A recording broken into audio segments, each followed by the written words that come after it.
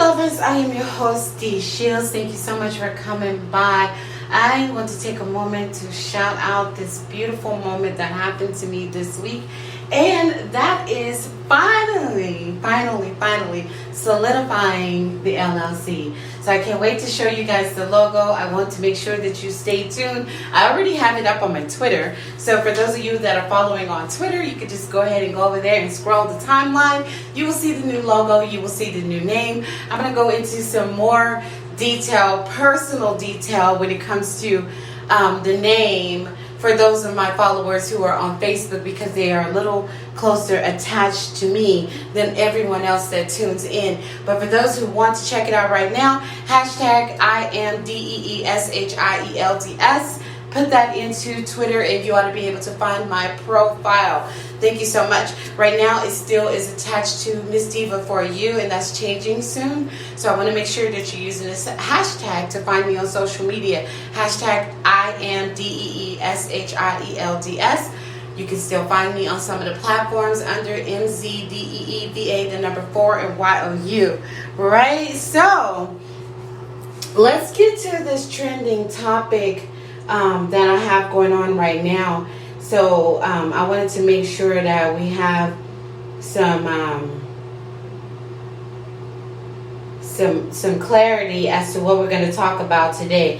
Now, in the news, you are seeing we're going to be talking about right now anger and child support and alimony, right? And a lot of this is coming about because we're watching this whole saga, so to speak, of Dr. Dre and his ex fold out, just kind of come about in the media, and we're all taking a look at that, right? So there we go. So I wanted to make sure I had everything set up over there for you guys on Facebook. So we're looking at this unfold in the media, and it brought to me a topic because I've had conversations with some people over the last few weeks, and I know that they are going through similar, maybe not as large as Dr. Dre has going on, but they are going through similar issues. And the one thing that I saw that was in common with Dr. Dre's situation and about 5 to 10 other individuals that are dealing with child support, the one thing that I saw that everyone had in common was this anger narrative that was coming from the ex on the woman's side. So I want to have this conversation, being a woman who has experienced what you all are experiencing. Although I cannot relate directly to that $1 billion life that you are fighting for with Dr. Dre's ex, I do relate to what it takes to move away and separate from someone, finding your own path, still raising the children, and a need to make sure that the children are still interacting with the person that you are having some really tense conversations with when it comes to child support. And the amount of child support, every woman wants, what she feels is her worth, and it's not our place to say what her worth is, right? So because she knows her story, right? So she knows what she put into it. And when she has put a lot into the relationship, has endured a lot in the relationship, sometimes the dollar signs that she's seeking, or she's putting the things that she's been through in addition to, that defamation of character, infidelity, anger, violence, who knows? There's a host of things that women put in this request for child support, not just support for the children. Now, in my situation, I didn't ask for child support because I'm independent in every sense of the word, right? So I didn't seek child support. Everyone knows that when I met my soldier, I was a single mother out there grinding, doing it on my own. I was assistant branch administrator at a location, Graybar location in San Antonio, Texas. I'm holding my own. I was already at the highest paid in a state that the minimum wage has been $7 since the 70s. I was maintaining very good place on my own, in Texas. So I was, that's just where I was at. So to have someone come in and say, hey, I want to be with you, and I'm going to actually jump in, and I'm going to be the stepfather, and I'm going to support you with what you're trying to do with raising your children. Let's make this relationship work and, go half on a baby.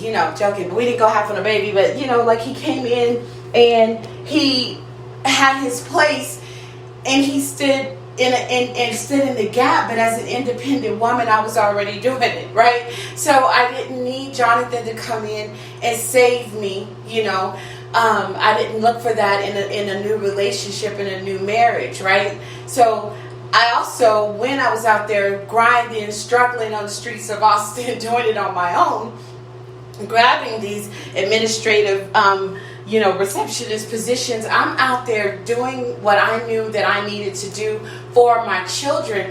I didn't have time to take a step back and go into some battle over child support, right? So one thing that my son's father did, my son's biological father did, was he filed child support on himself.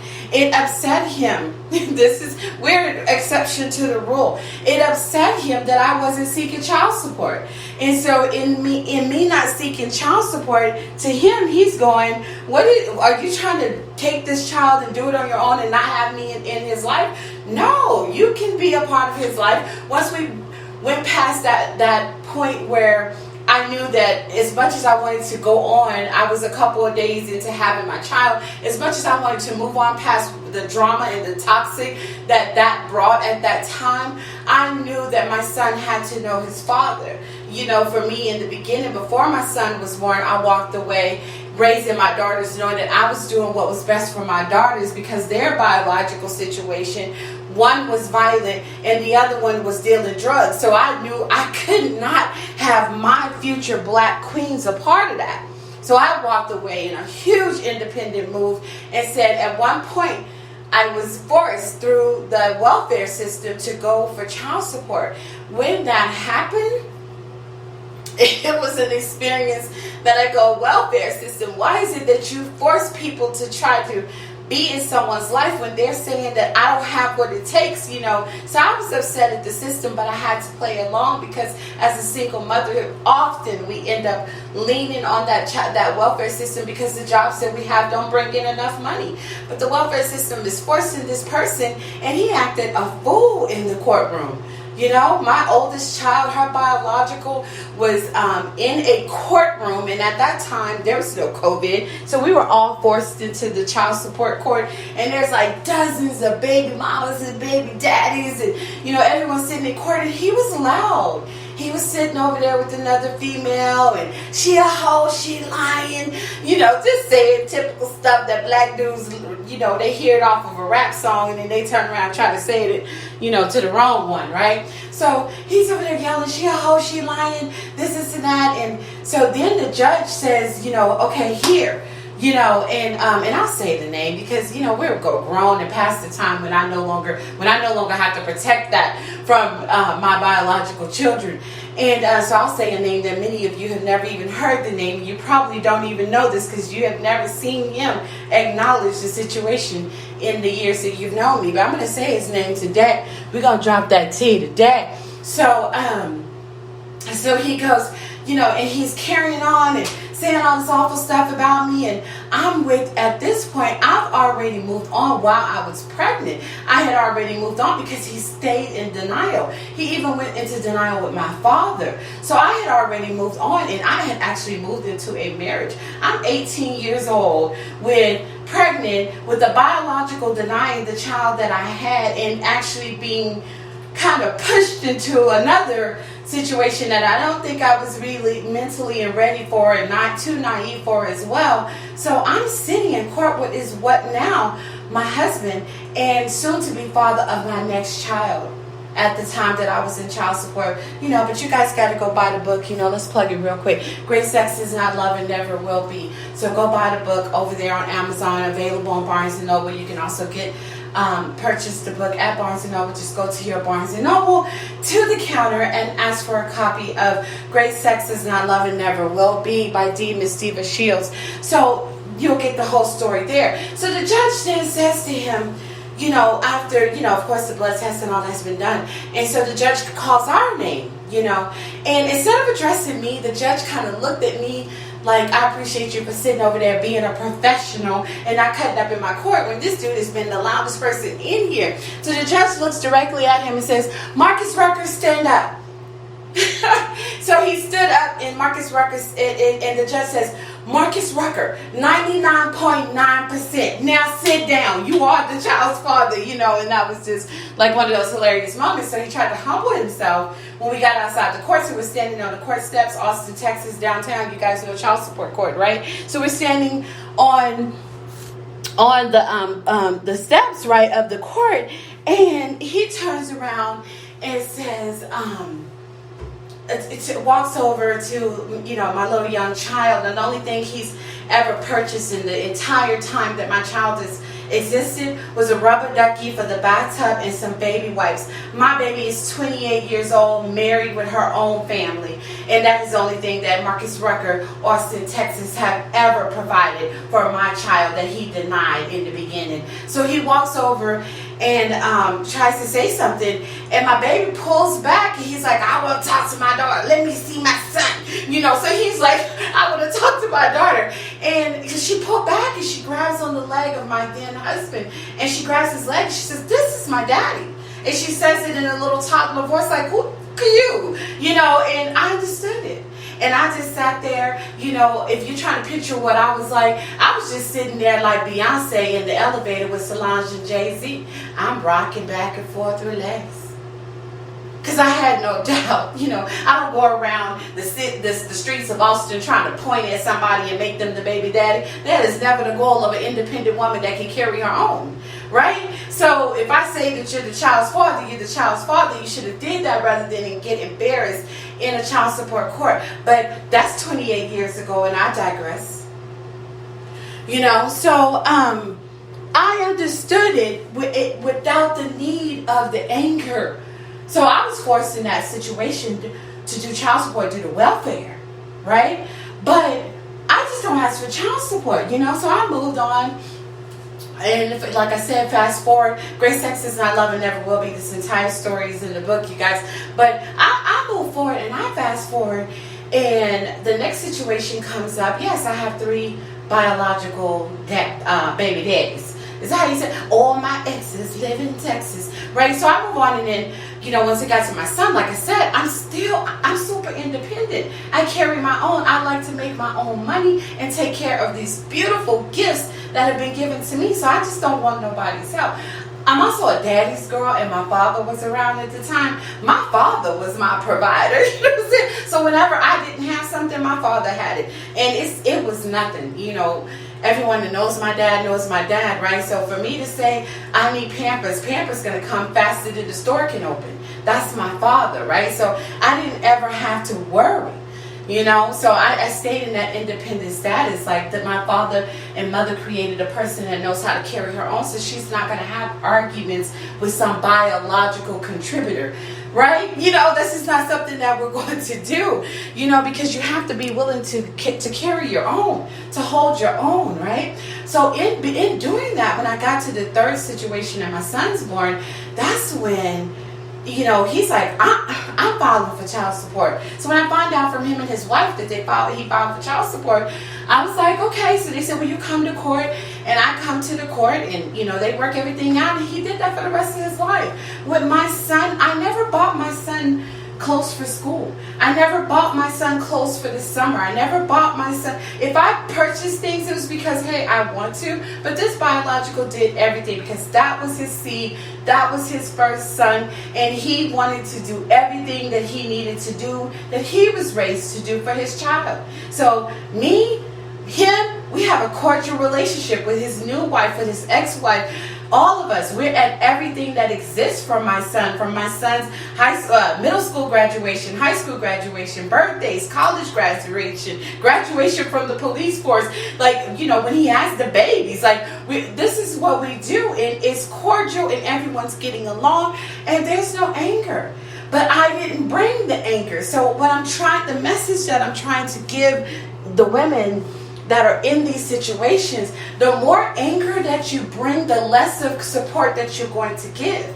And one other thing that I have to add on In a recent situation, when I got engaged to the man that I'm with now, I saw a lot of baby mama, aggression and baby mama anger at the things that were not happening that they felt like needed to happen. And they were doing a John Tucker must die kind of thing. Like every time he got someone, they're like bringing her on and let's attack him and all of us are going to go against him. And there's a bunch of anger and it was running him further and further away. And then there's even a situation where he was able to connect and communicate with the child, and the child got on the phone yelling and hollering and cursing him out. Disrespectfully so. That I do not approve of. I am like Missy Yonda when it comes to the goings-ons between you and a grown man are not something that you need to have a conversation with a child under 18 years old. And especially when you're telling one side of the story, that is not okay.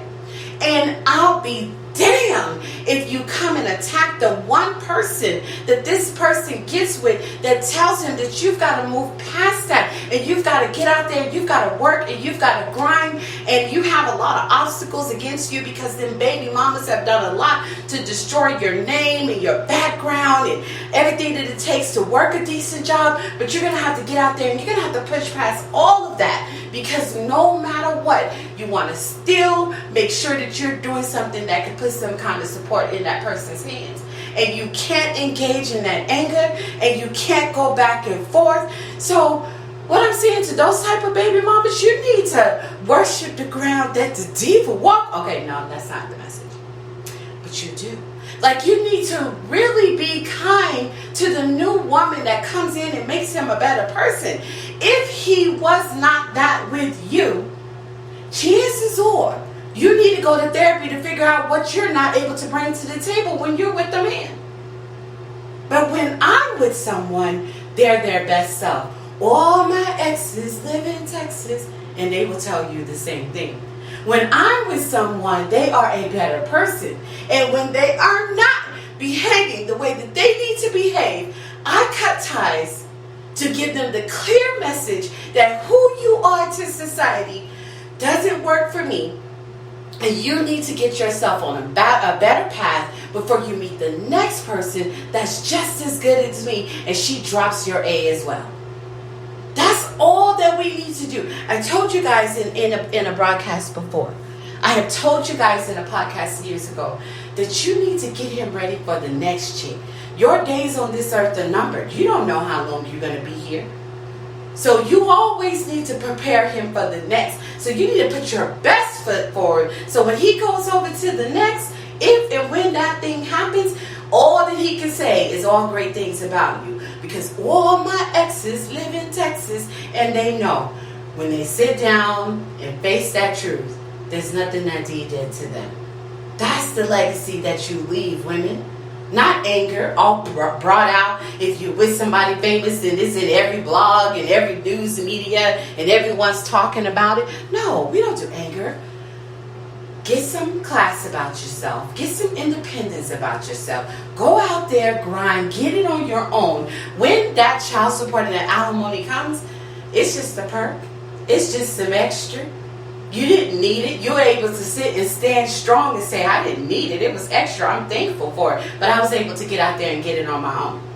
When it comes to the children are grown and gone and the wife that's being left feels like she needs to be given money so that she can keep up with the lifestyle that she once had with this rich person. No, that's not. You don't deserve that, boo. He doesn't owe that to you. Even if you feel like you deserve it, he doesn't owe that to you. It doesn't work between you guys no more. He's not choosing you. You were once with Dr. Dre, and your next boo may be the dude stocking shelves at Walmart. You may not be able to live your best life. So that's the way that the cookie crumbles. And you need to hold your head up high and say, I'm going to continue to live my life. Even if my next boo just work at Walmart, I'm still somebody great.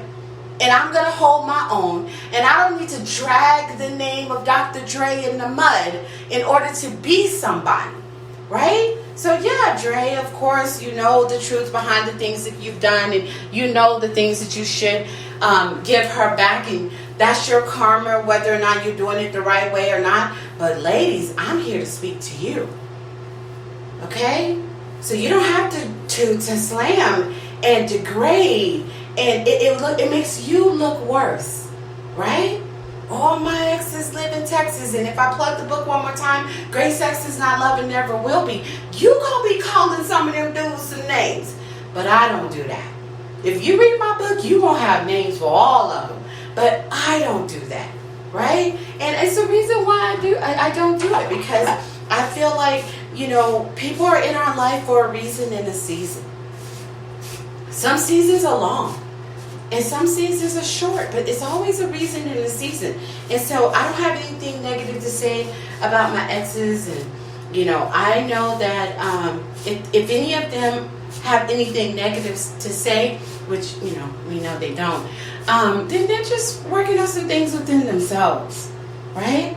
But anger and child support and alimony, no, that doesn't mix. You need to get your cordial on. You need to get your independent on. You need to hold your head up high. You need to get your classy on. You need to get along with the new woman and the new woman and the new woman. Because sometimes men go through this phase after divorce where they'll have multiple chicks coming around that they think is really it. You need to get along with all of them. Always put your best face forward. Have them bowing down to you. Those little princesses that he dragged along into your children's life, you're the queen. Have them bow down to you. Represent. They can't bow down to drama. Okay? They can't bow down to toxic. Okay? They can't bow down to somebody running their mouth all the time, trying to say something fly at the lip. Stop. That's not cute. That's not cute for your young children to see. And that is not cute for the neighborhood, community, the schools, the church, the businesses. Stop. Stop running your damn mouth. Get some respect about yourself. And don't you ever have a conversation with those children about what you don't like about their father. God gifted both of you with those gifts. Keep it to yourself. Talk to your raggedy, toxic girlfriends. But you keep that out of the children's life. All right, so I have to just come on and say that because I'm seeing this constantly. I'm talking to men with this issue and situation, and all the dynamics and financial statuses are different, but seems to be the same story. The angry baby mama. Stop. I get along with all of the exes, the women that they deal with, their exes, all that. Everybody at some point is somebody that my child has had to be around. My children have had to be around, and we just all get along. I don't have time for that. I don't have time for that. Anybody that is entertaining that, you're not fit to lead your home. You're not fit to parent your children.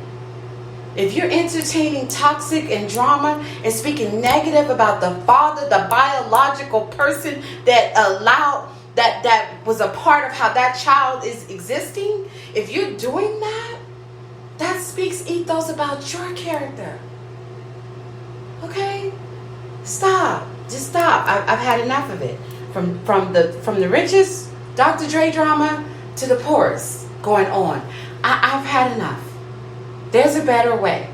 And leave those babies out of it. Go get you a therapist. Girl, get on Bumble or Tinder and swipe and lay up, spread your wide and lay low with a random and tell him your problems before you go tell your children. All right, that's all I have on that. I hope that helps somebody, you guys.